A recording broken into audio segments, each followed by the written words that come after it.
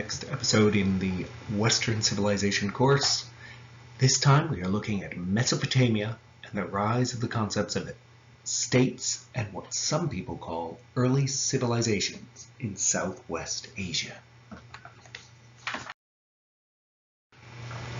Now we'll start with a very rough comparative timeline, and just as a warning, this contains inaccuracies due to the nature of the format of which it's presented. So don't take the actual dates too seriously. What's really important here is looking at the relative comparison of when the Neolithic began or ended in each time period.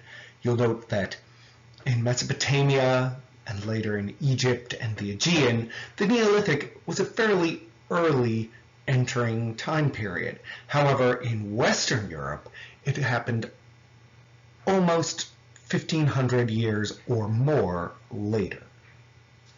Then after the Neolithic, in the Mesopotamian area, where we'll be looking to today, came the Halaf period.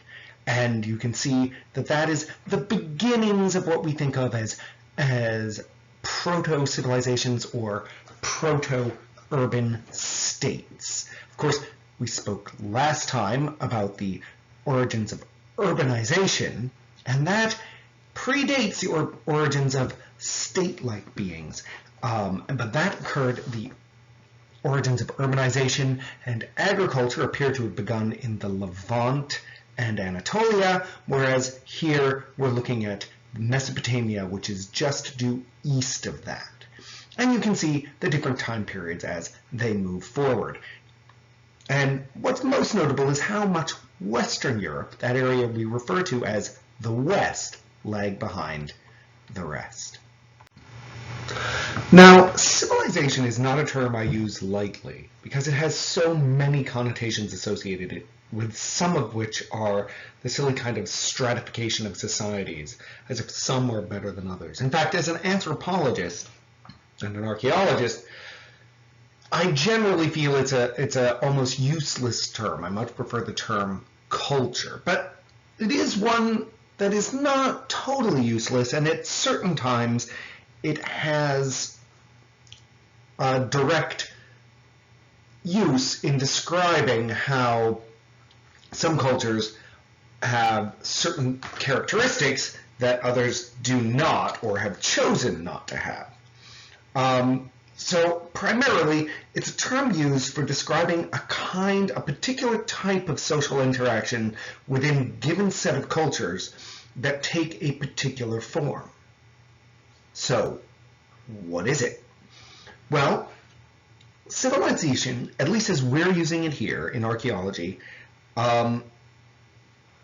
has a meaning of a collection of different cultural aspects. For example, the United States is a civilization. The West represents a civilization. There are numerous states, and by that I mean political states, such as the United States, the United Kingdom, Canada, France, Australia, New Zealand, all of these countries, Germany, all of these countries are different political states, but they represent what's called Western civilization. Now, Wikipedia defines a state as a condition of a system or entity or governed entity such as a country or sub-entity such as a autonomous territory of a country. While defining authority, the ultimate defining authority, the Oxford English Dictionary defines it as an organized political community. Neither of which are particularly useful in archaeology. I mean, it is useful to be able to say, look, there is a governing state in this culture, but often we can't tell if these cultures are tied together politically or if they're just culturally similar. If you look at the archaeological remains of, say, Canada versus the United States, you'd see very little physical remains, material culture that is different. But they are two very different states with a very different form of government and sense of political identity. So then, what do we use in archaeology to define a state? Well, we look for markers of early states. First of all, urbanism. You cannot have something that is a state without some sort of larger collective city or town existing within it. You look for craft specialization. That is to say that some people are specifically appear to be adding to the economy by doing only one thing or a very limited number of things. Let's say a weaver or a potter or a soldier. You have specializations in what you do. That means that you do not do other things such as, say, farming or hunting or gathering. There's a large scale of intensification of agriculture, most notably marked by irrigation. That is, the use of canals to bring water from where it naturally occurs into areas where it doesn't naturally occur, thus extending the amount of arable land, that is, land that can be grown upon. Often we look for the stratification of social classes. In other words, we see the rise of some people seeming to have more material remains than others, maybe differences in the way the bodies are handled, say that individuals whose skeletal analysis shows that they had better diets, anything that indicates that there's some sort of form of social differentiation occurring. We see expanded trade and transportation networks. So we have artifacts coming from farther away, from a long distance away, coming into the city. Often we also see the development of things like, say, roads and road networks. That is very important because if you have that, that shows that intercity, interurban communication, interurban trade and exchange was important enough that people took the effort to make a path into something much more substantial like a road. And of course, you can see conquest. That is not to say that you have to see all of these things, but you can see that. A monopoly of force existing, such as a military or similar situation. That being formed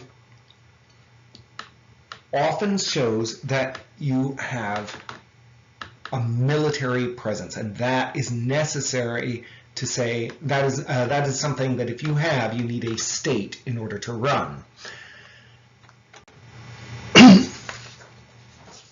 And that then brings us back to Mesopotamia, for it is in Mesopotamia where we see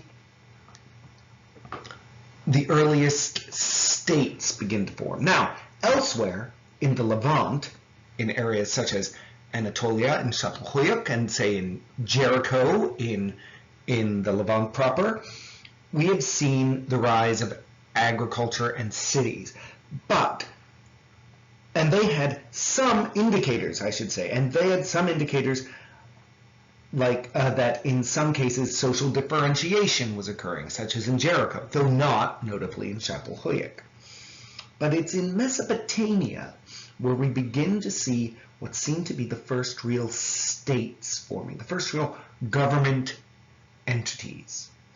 And though there are those who study the locations in the Far East who argue to say that they have earlier states forming, and that's distinctly possible. But in the case of those states which would later influence the West, they most certainly seem to have begun in Mesopotamia. Now, Mesopotamia is the land between two rivers, Meso being between, Potam being river, and Nia being place of.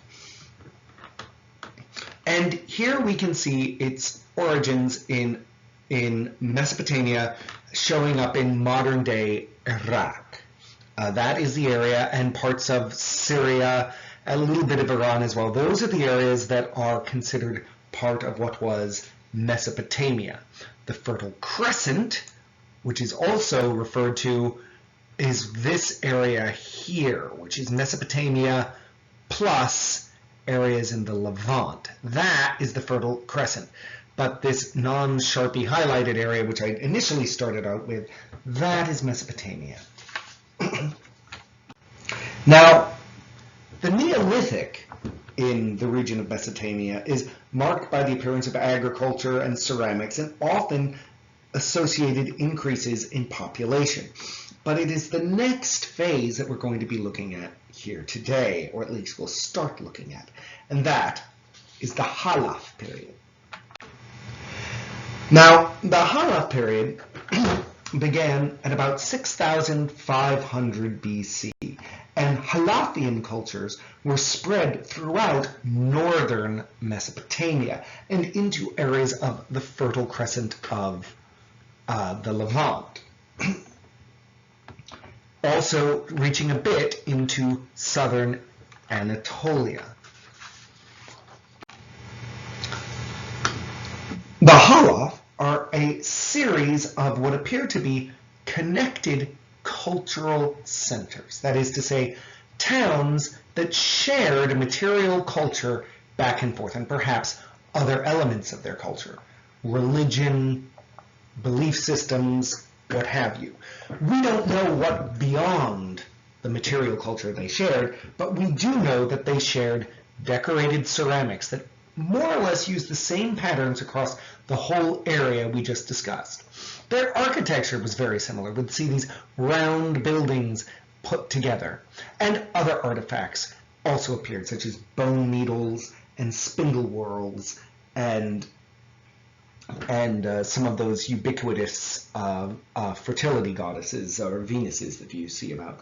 And they all shared these very remarkable, very standing out types of artifact elements, suggesting a single culture, even though there is no suggestion that they actually had single polity, that there was no unified civilization, rather that these were independent cities or towns that had their own variations of the culture.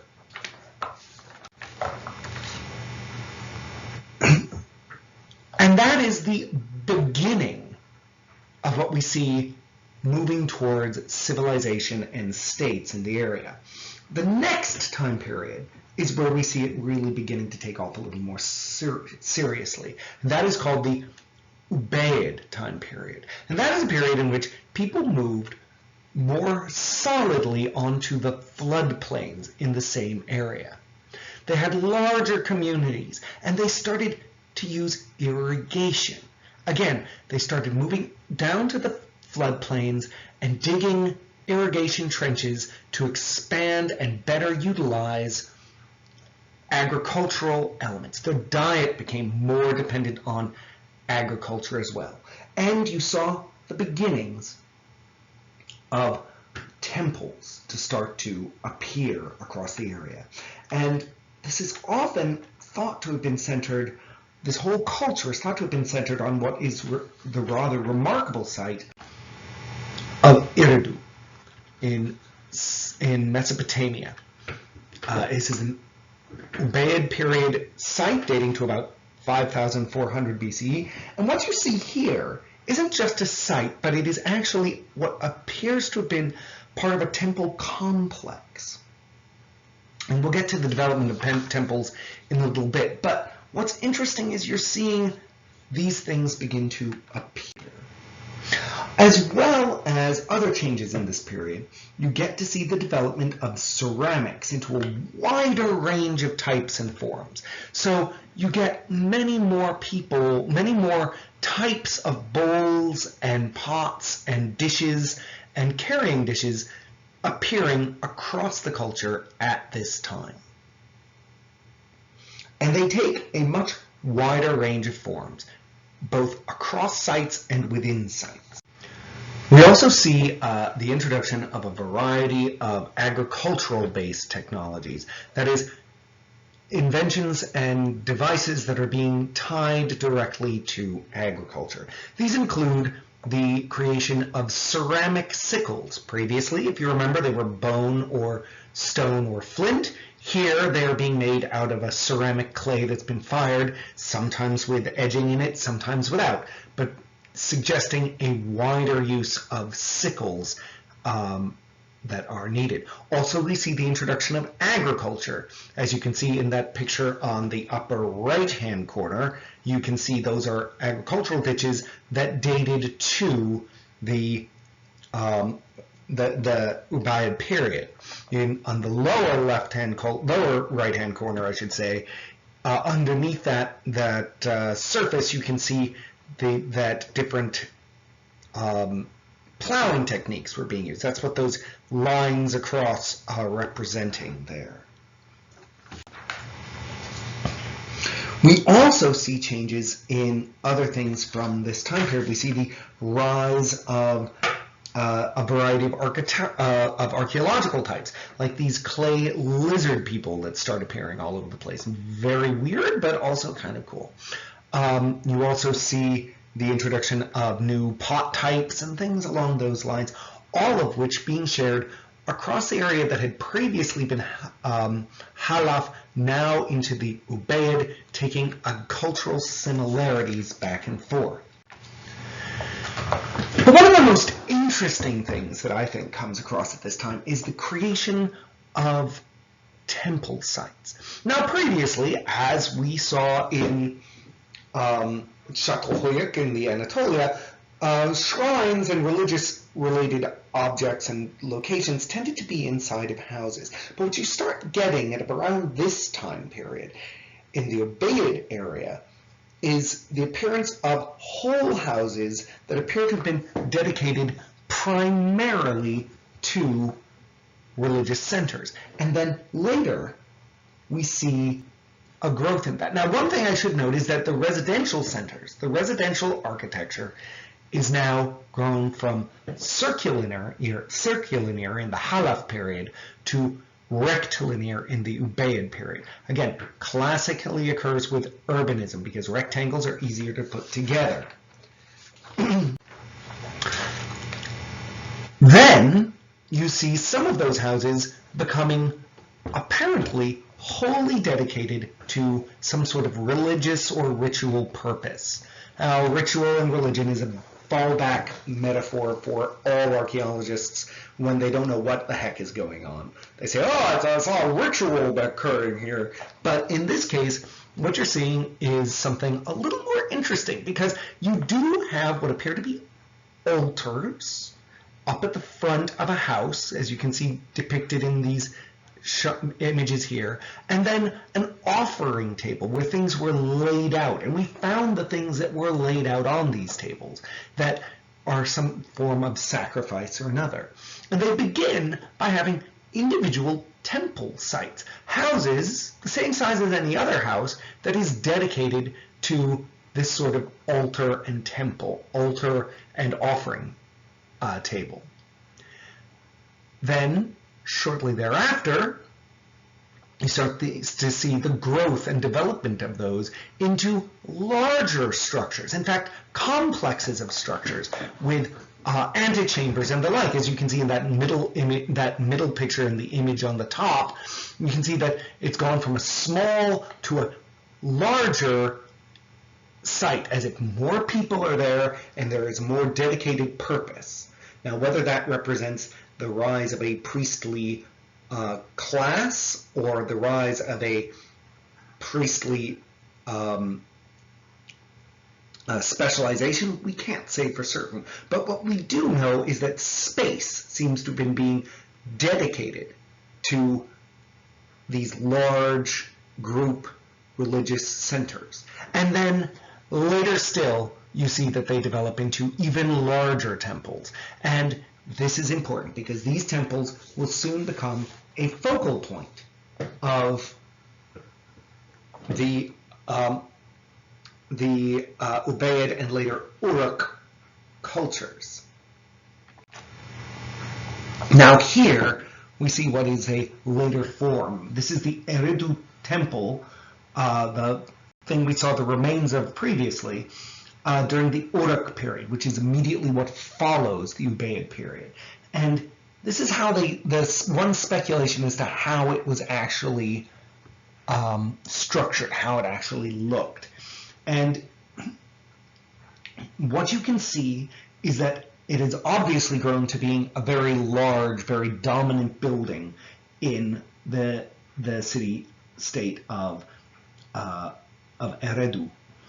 But also you can see that the shape and style of this is a little bit up to the interpretations. But what is clear is that it was it had a large structure. It had an important facade.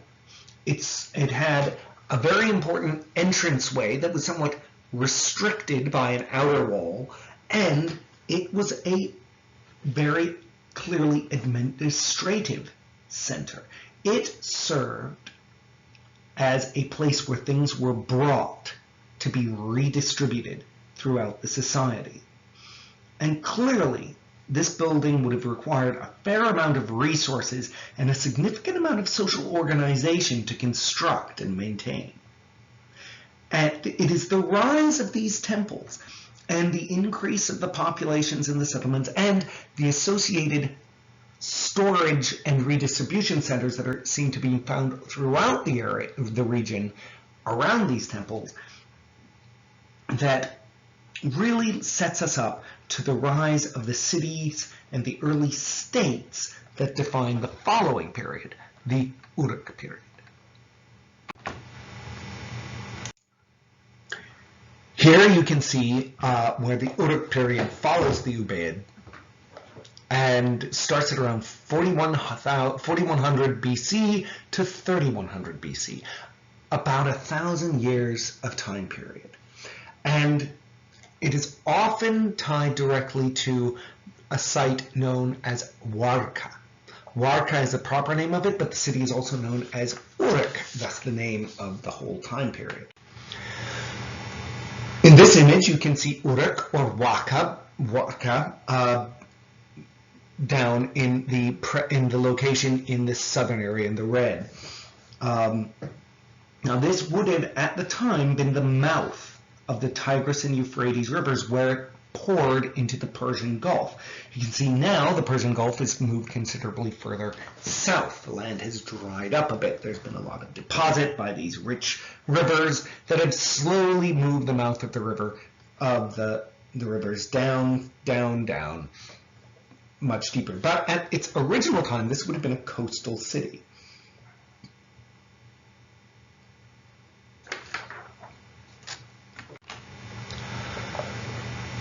And here, as a whole, you can see the range of the Uruk culture and its spread through Mesopotamia as a whole region. It wasn't a civilization at this point. Clearly, there were cities. And while some archaeologists argue that it was in fact a civilization, most agree that it wasn't quite so unified as to be able to be defined as a civilization. It was a culture that was shared back and forth, but wasn't yet a civilization. Was it unified enough to be called a civilization? Well, not quite yet. Now, what can we say about Uruk and the first urban centers in the first states? Well, we know they had certain challenges that started to arise at this time. They needed to maintain order. The populations of the city were getting large enough that there needed to be some form of structure, formal structure, that determined how people would act. That also served as a way of resolving disputes, like who owns this slave, or is this person a slave in the first place, or whose field is this, and what's the punishment for this man coming into my field and taking my food, and things like that. We also see an issue of distribution of food being necessary. If you have 10,000 people in your town and there are 1,000 potters, those potters have to be fed somehow. But with 10,000 people, it's distinctly possible that the potters don't necessarily interact with, say, the farmers. So how do you make sure that the potters get their food and that the farmers get things to store the food in? Well, you need some form of redistribution of goods across and around it. You need transportation, because you need to get things in and out of the city. You need to get things across the city and around the city. And also you need to dispose of the human waste.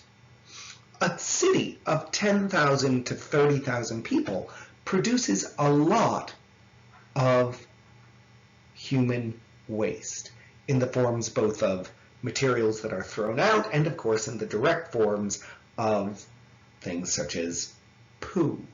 And you can't just leave things like that building up in the center of the city.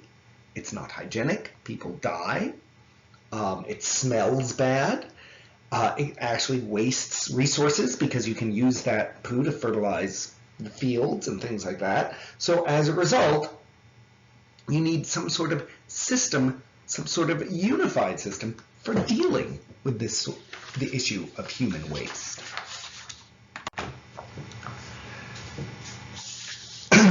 And when it comes to this time period, it is when you start to see something very, very interesting occurring, because it's around this time you start seeing the introduction of ceramic seals.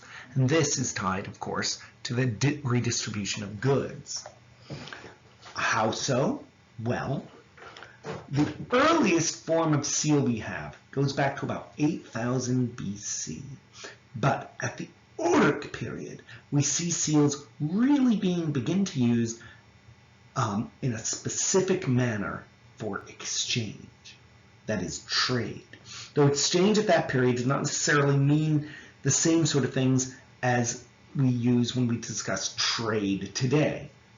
Indeed, one of the archaeologists out there, Fagan, uses the term commerce, but he does so a bit liberally, as that kind of exchange that we see going on probably did not have the kind of monetary or social interactions that we associate with modern day commerce, the buying and selling of things. Instead, it could well have been based on a variety of other social forms of reproduction, such as the building of strong bonds between communities or portions of communities. It's very hard to say what these were used for, but what we do know is that the sealing, the use of seals, appears to have been put on containers to show the identity of the shipper, the person from whom this object originated, and or the recipient, that is, the person who's getting the goods, spelling out who was giving what to whom. Perhaps also they may have served as a form of denoted approval of the objects being sent. That is to say that this could be a government official saying, ah yes, Hickelbacher over here is being allowed to send 40 tons of olives to Renchak over there. But we don't really know one way or the other.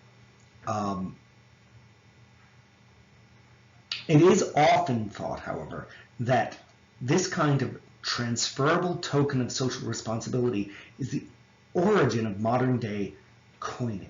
In other words, that this is from which the idea that coinage and monetary systems come.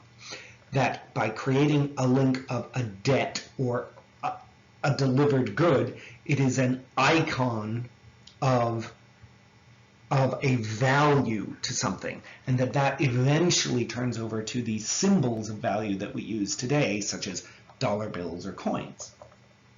Regardless of that, seals eventually became quite important to the control of exchange and social debts and the like, that led to the creation of cuneiform, that is, writing. And that is most important of all forms of social interaction: bureaucracy. So we see in the Uruk period the growth of social organizations into what appear to be political organizations and bureaucratic organizations, the ability to keep track of things, not just to say that this comes from this and is supposed to go to that, like an address put on an envelope, but also being able to track the fact that somebody from point A sent somebody at point B a thing. But we don't yet see it on a regional scale, nor with any real continuity. What we do see is diverse politics across the region, each rising in different cities in a slightly different form. You get the development of polities that appear to change frequently, then result in varying and altering political alliances and associations between communities. So what we get to see during this time period is the change of government from generation to generation in each location, and that then impacting how each town interacts with every other town. Yet even so, we do see a rise in the overall sense of social cohesion.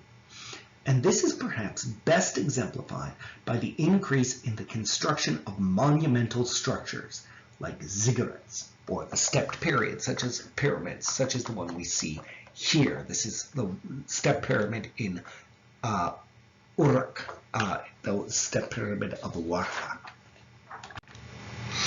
Now, here you can see a reconstruction of the ziggurat of Uruk. You can see why it's called a step pyramid. It is a slightly sloped thing with flat roof-like areas on it. It was not apparently used as a burial ground of any sorts whatsoever. Rather, it appears to have been a temple site. And you can note how it used these long processional approaches with different flattened areas, allowing access to what's believed to be different social strata in the society. That the closer to God you got, the closer to being a priest, king, or what have you, the higher up you were allowed to stand and celebrate in this triumphal manner. Now, there are many archaeologists who feel these different zones on the ziggurat reflect different levels of access to different portions of the community. That is to say, it suggests a rising social differentiation, suggesting social classes or even castes. Whether or not that's true, we don't know. Whether or not that would be hereditary classes, or if they were, say, socially earned classes, we don't know. But it does appear to have zones within it that limit access, at least on a religious state, back and forth. What is clear is that within these growing ziggurat complexes, we get growing administrative classes. Here, you can see in the late Uruk period, a monumental structures and organization within the central complex, noting the different chambers set aside in an organized format.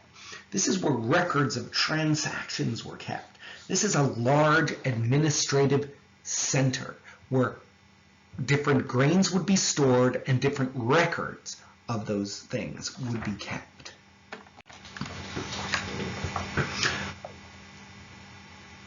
One thing that we also see at this time period is that walls were made, instead of just being utilitarian, they started getting dressing. That is to say, they were decorated. Here you can see as they were decorated by what is called these ceramic cones. Cones that could be colored like any ceramic as they were being fired and made, but then they were built into interweaving patterns, usually geometric in shape, so that you get geometric patterning on the walls across the structures that you see. And here you see some classic examples of how it was done.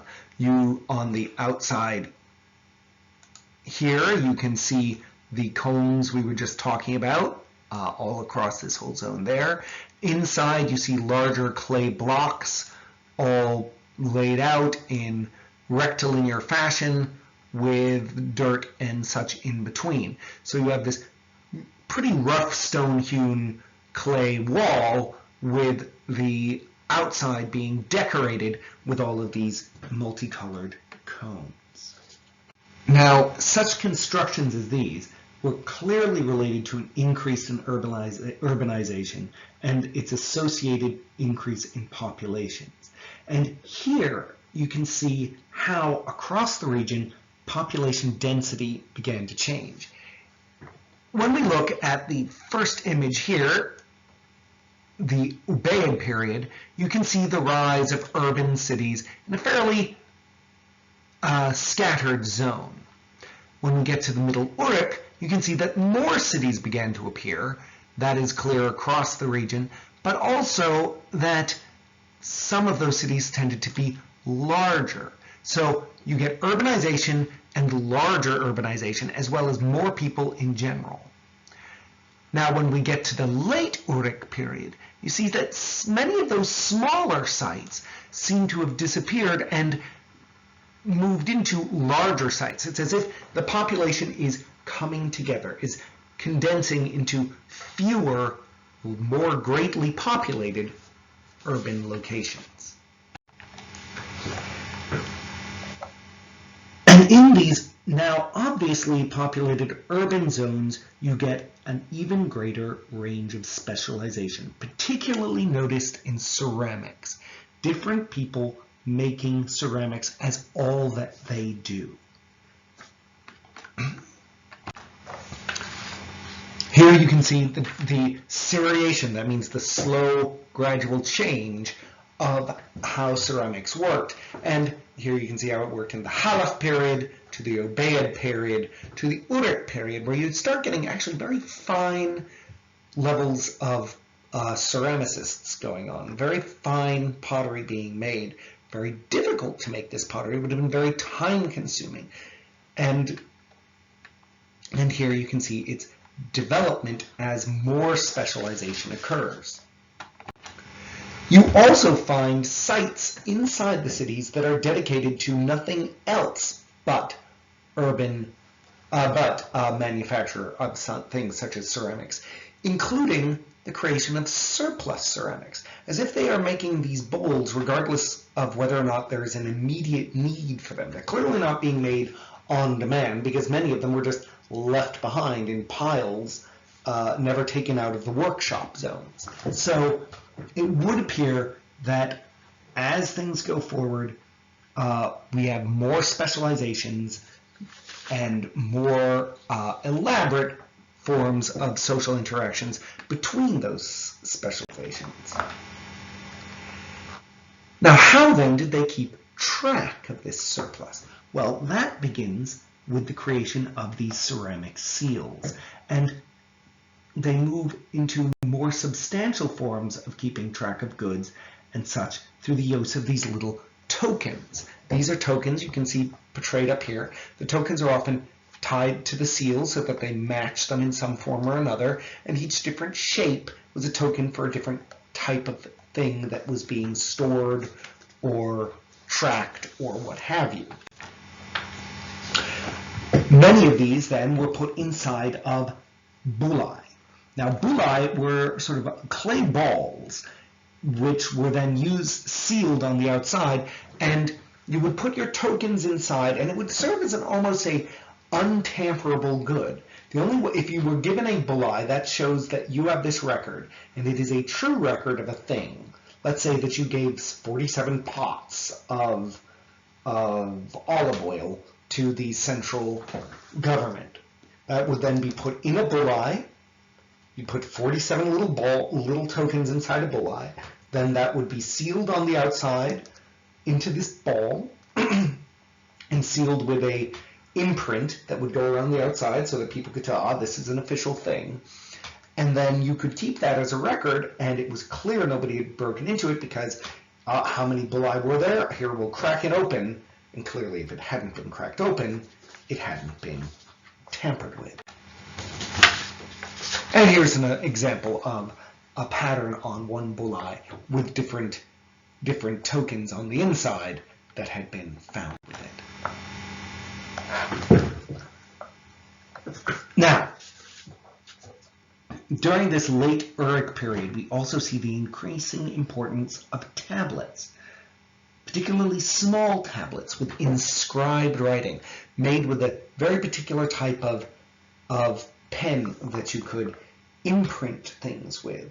A little stamp, you might say, triangular, often made out of a reed. And it's during the late Uruk period that you get the beginnings of writing appearing. And what better form of record keeping can there be than the origination of writing? Now, originally, writing in this region began as a pictograph or ideograph. That is to say that they're simple pictures drawn to mean what they are supposed to represent. So, for example, the picture here, the one at the top, is supposed to be head. It looks a little bit like a head if you squint and you consider it's being carved into clay with a stick. Below that is nenda, which is ration, which is represented here by what looks like one of their bowls. See how hopefully you can see how that would look like a bowl. Further down below that, you can see ab, which is a cow. You might be able to see how that might represent a cow. And then when you see the word for apin, or plow, perhaps you can see how this looks like a plow with the blade over in this area, and the part where you stand on it there, and the part where you drive it there. And then below that is ki, which is locality. Locality is kind of interesting because it sort of looks like a bunch of people drawn inside an eye or in some sort of specific location. And with the beginning of this writing, we begin to move over into what's known as the Sumerian period.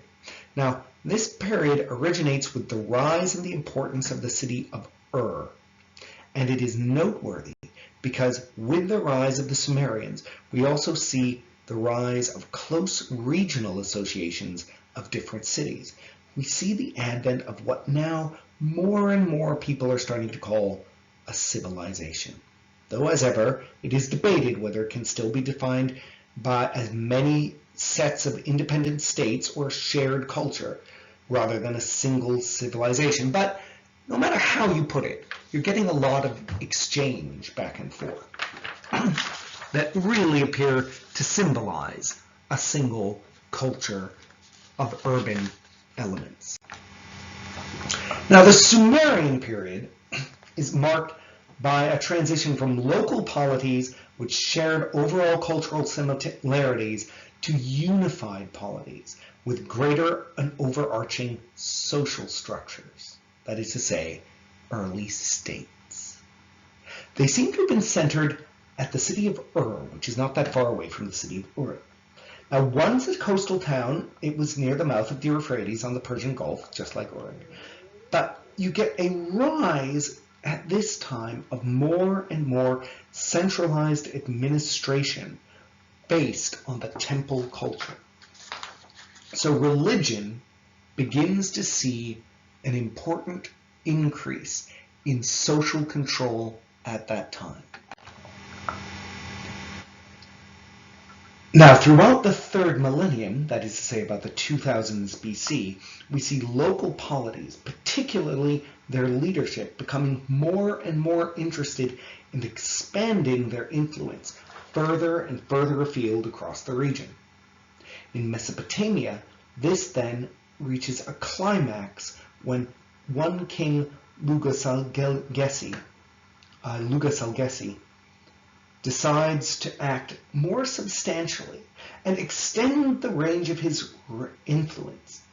Indeed, he claims in tablets written at that time to have pacified the whole area between the shores of the Persian Gulf and the Mediterranean to the north and west. That's probably a bit of an exaggeration in one sense. More likely, he was able to claim influence over those areas, that maybe his culture had impact that far. Not really direct control in what we think of as a modern state, or even in an early civilization, but more influence over them than others and more direct control over the region that he generally ruled. So, throughout the Sumerian period, we do see the extension of clear cultural unity and a dominance of the city of Ur over the rest of the societies and the rest of the cultures in the area. It had a major impact on the region, regardless of whether or not it reached all the way to the Mediterranean. Certainly compared to anything that came before it, it was significant.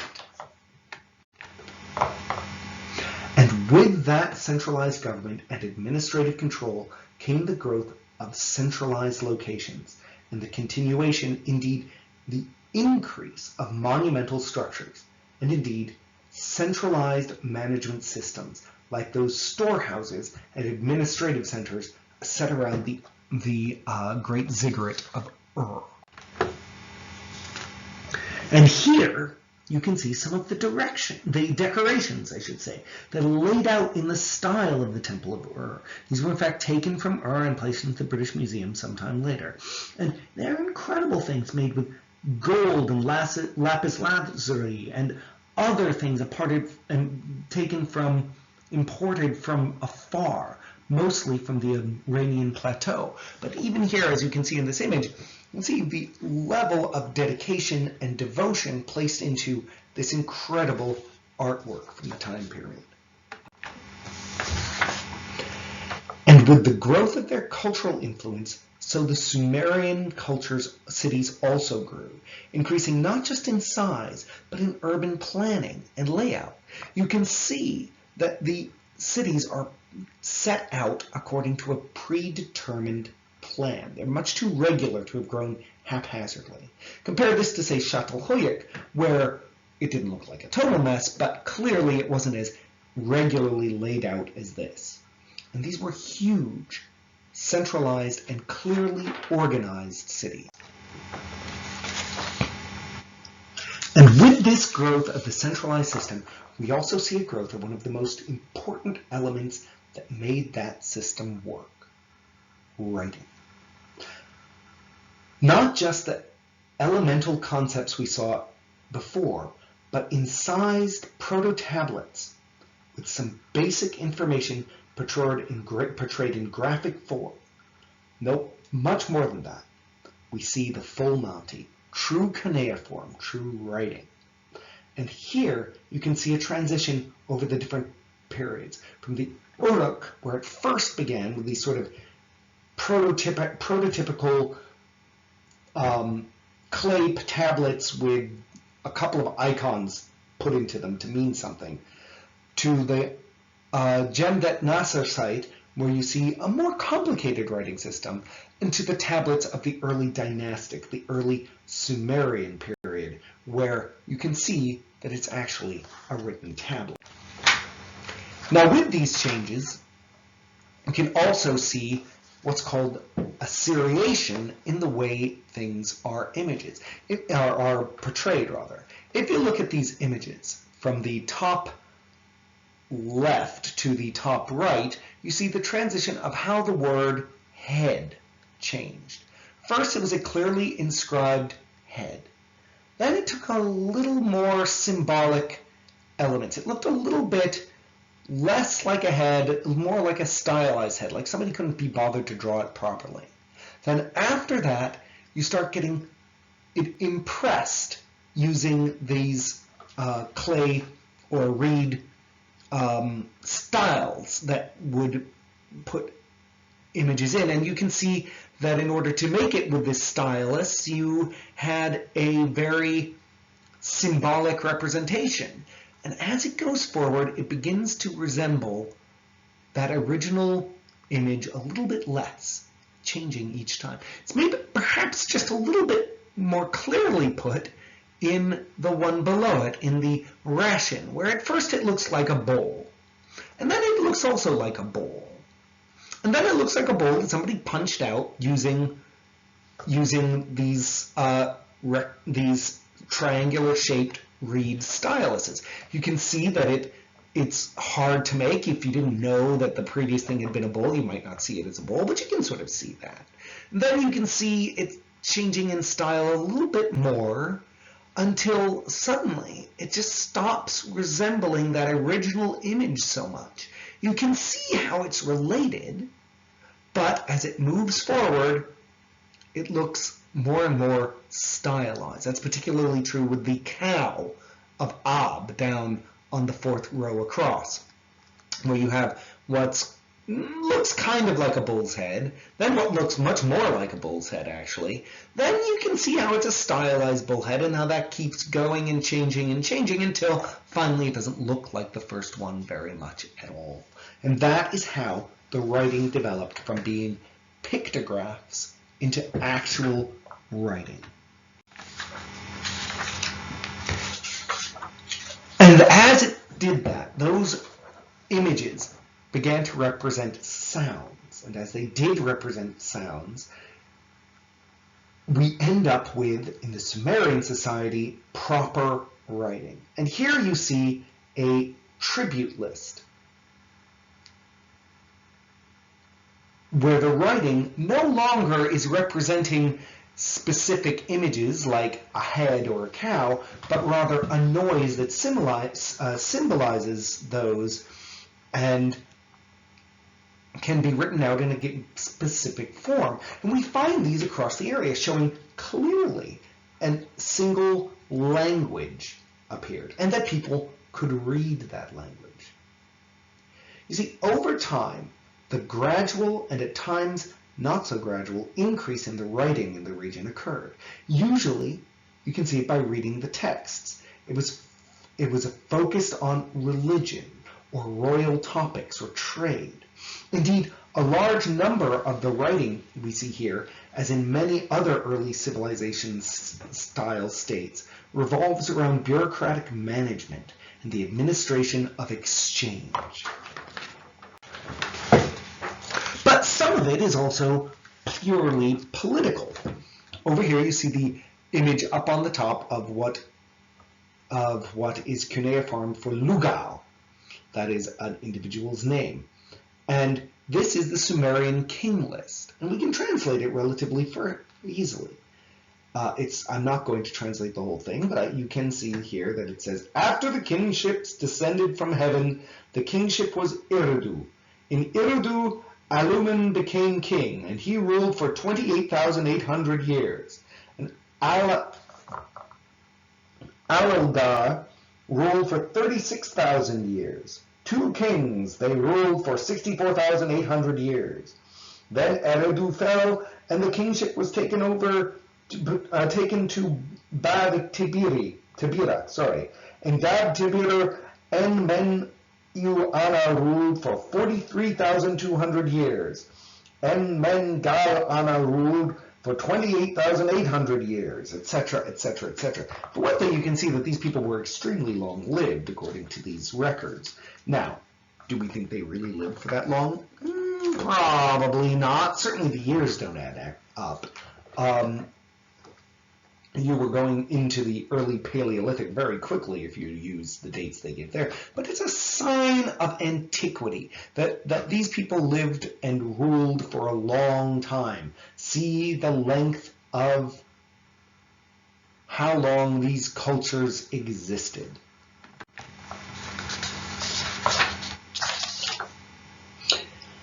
Now here also we see the creation of instructions, writings, and guidelines by which one teacher could teach many students, all written down. Not only those from the far-off reaches, but also from across time. Here, indeed, you can read the words of wisdom from millennia past, put down verbatim as the author thought them. Now, we are used to seeing it in our culture, but think of the influence on a culture this would have where previously you could only communicate ideas and instructions face-to-face and via mouth. Here we note that the person said, I did just what he outlined for me. Everything was always in its place. Only a fool would deviate from his instructions, etc., etc. It's advice of a teacher to his younger scribe as to how he learned things, and so you should learn them that way too. But here they are written down for all eternity. We also see writing on wall cones. Remember those wall cones that decorated the outside of the buildings? Here we begin to see that there's writing on the wall cones dedicating buildings, putting words for posterity directly into the buildings themselves. In this case, noting how King Gudea was the one responsible for the building of this temple. Now, if you look at the time period, you will find that a lot of different people suggest that Sumeria and these early civilizations existed in isolation, but that's just not true. There were cultures surrounding them on all sides. Cultures that they traded with, cultures that they fought with, cultures that they had some form of experience with. In the East, there are exchange routes that go from the Near East all the way to the Far East. In fact, even to Korea, about as far away from this as you can get and still be in Asia. Certainly, there was a lot of direct contact with the Iranian plateau, where the cultures of the Khuzestan uplands existed, and they were traded with, for one thing and another, for lapis lazuli, for gold, that sort of thing. In the Persian Gulf, there was the Proto-Elam period that they were in contact with. And to the west, there were Western cultures exchanged for goods from across the Mediterranean. Cities and early city-states from across the Levant and the Anatolian Peninsula exchanged with the Sumerian cultures, and they also exchanged with things further west in the more barbaric lands of what we think of today as Europe. But to the north of Sumeria, there lay a separate set of people that we'll get into now. They were the Akkadians. Now, their language was Semitic in nature. Sumerian was not. This language was tied to modern-day Arabic and Hebrew. Sumerian is not similar to that at all. And these people were influenced by the Sumerians and grew in power and influence as the Sumerians did. Now, in this case, we're discussing a period before the widespread basis of Semitic languages that happened in the region. So the language of Akkad was quite different. Now, by 2500 BC, 2500 BC, Akkadian cities were competing directly with Sumer. And here you can see how they were represented across the region. And an individual named Sargon founded the Akkadian dynasty in about 2334 BC. And through the combined economic and judicious use of his military, he led the Akkadians to dominate northern Sumer and northern Mesopotamia.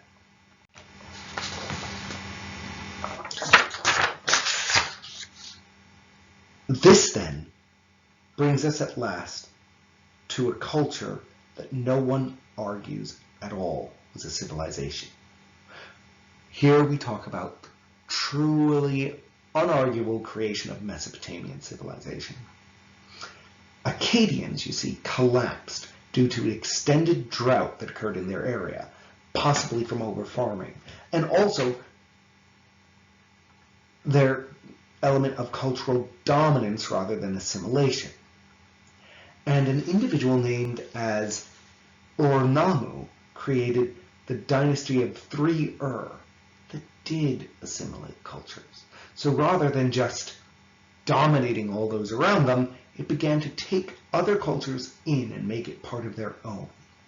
And this created the basis for a long-lasting pan-Mesopotamian civilization that controlled and maintained trade, used military strength to conquer other countries, controlled clear-cut bureaucracy and administration through a religious form, and claimed tribute from across the region. And that set its stage for what followed next, which was the first real sets of empire. For Babylon followed. Now, Babylon was a Semitic-based culture from central Mesopotamia, sort of taking on those elements of Ur and Sumeria, as well as those of the Akkadians. It used a basis of those things that came before it. And it was from here that the king Hammurabi I integrated smaller kingdoms and cities together into an empire. He conquered these areas and had these slightly different cultures, slightly different city-states being dominated by his overarching Babylonian state, an empire. And he created the Code of Hammurabi, the first set of codified laws we have from the region, or indeed from anything even vaguely representing the West. And he put these on giant stela that were placed all around Babylon. Now, after his death, Babylon began to falter and fall, and eventually that led to the rise of another set of population, the Assyrians. Now, the Assyrians rose from that first incarnation of Babylon and created a wide, unified empire based primarily upon military strength and the ability to invade other nations and demand tribute, as well as their use of terror as a form of government. They offered a threat of utter destruction for no reason whatsoever, just to make everybody afraid of them. So they would go along to a city, and sometimes they'd demand tribute, and sometimes they would just come in and burn the city to the ground and salt the earth and take everybody in it and sell them off to slavery. Why would they do this? Because it made them horrifying, and it made everybody basically pay tribute to them rather than risk irritating them for any reason whatsoever. And in this process, they created a magnificently powerful army and cities of unrivaled beauty across the area, including those with walls inlaid with lapis lazuli and the like, highly decorated elements back and forth. These then are some of the sites and the artifacts that are most notable, such as the site of Nimrud and Nineveh, as they stood for thousands of years. Here we see them depicted as they were for thousands of years. Now, this is one of many of the more horrible things that has happened in recent years. For with the coming of Daesh, or what was used to be called the Islamic State in Syria, or the Islamic State in the Levant, you see ISIS, for popular things, came along and started to destroy all of these sites. They blew them up. Absolutely, utterly, in an attempt to destroy any cultural affiliations other than their own. It's ironic, in part, because these very sites survived intact under Islamic control since the rule of the first four caliphs, which we will discuss later.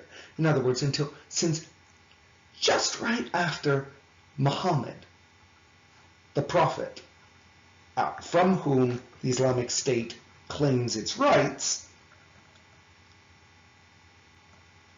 just after his existence, through other caliphates, these remained protected heirlooms. But ISIS came in and destroyed them of their own accord.